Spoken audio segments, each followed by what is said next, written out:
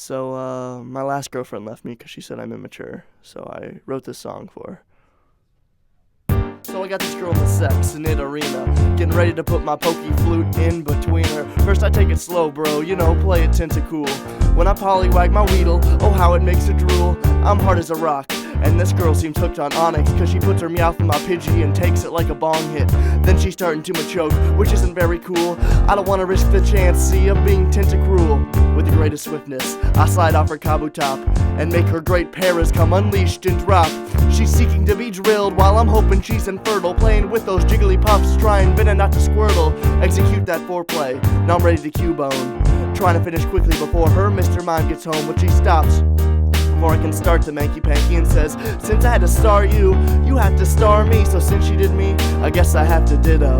I get down on my knees and pony to Pagetto. Give her a slow poke before I dive into that girl and attack her cloister with a full polywhirl. I lick a tongue or lapras, tasting on that magic carpet, hoping she's not crabby, that'd be ghastly and would make my heart sick.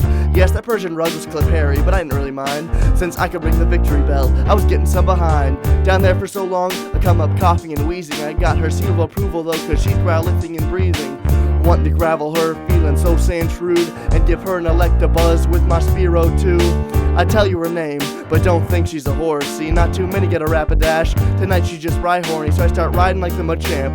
Feel like I could roar, going so hard that I probably made her ivy sore. She wanted my Arbok, so I gave her Gyarados. Going so hard that her Mew almost Tauros. Inside that Butterfree, feeling like Charmeleon bucks. Constantly jolting her from the power of my side duck. Now I must have gone and jinxed it somewhere in the equation, cause she started getting drowsy during the copulation. I didn't even notice, I kept going at her gold bat, but then something seemed oddish when I started hearing her Snorlax. I tried to wake her up, but she was Porygon, and she'd have to be awake before I'd get my flare on. Of course I felt gloom, I thought I had been charming her, and now I can't grime her Voltorb, or I'll be harming her. My Dugong can't muck, and if he does it'd be rude, but this is still better than the time I brought home a Geodude. With my pants down, my bell sprouted, I feel like I had a doo-doo. So I Mara walked into the bathroom, and when I leave, what do I view? Then my girl's awake again, Gar, which seems kinda far-fetched, and provoked some polyrath at the thought that she fake slept. I asked her what was wrong, does she not like it when I pinch her, and she responded with, calm down a second, Spencer.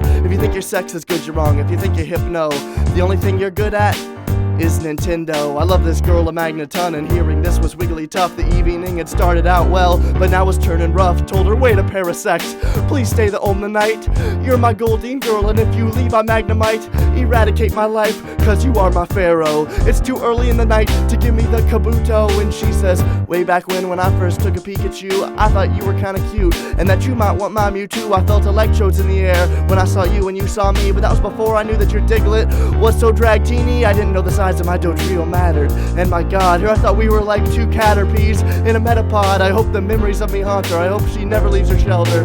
I hope you see your light soon, I go and I tell her, I know you think you're hot shit, but I'm actually Executor. I'm the Omastar, the Kingler, I can find another suitor. I'm sorry about the time I gave you war turtles and blisters, or when I suggested a Doug trio with your sister. But if you still want to go, leave, I won't beg like RK9. Golduck with your new life, I'm having a Blastoise with mine. And that was the night Misty left me, I felt so vile plume. I reckons that Dragonite was the beginning of the doom. But I guess men are from Magmars, women are from Venusaur.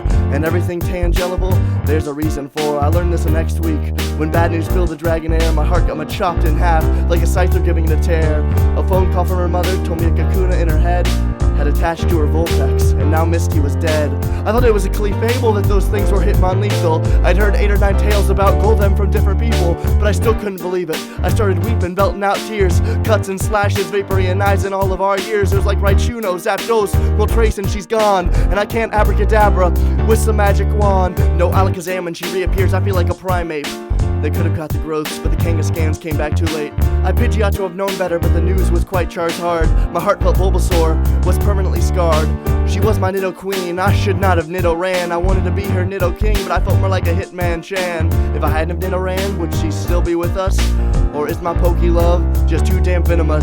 Inside and I'm like the Arctic, you know that feeling. A gun rat-a-tat my heart, and I'm just waiting for the healing. But I don't regret getting hit with Cupid's Aerodactyl. Relationships are like Pokemon, you gotta catch 'em all. Nidorino.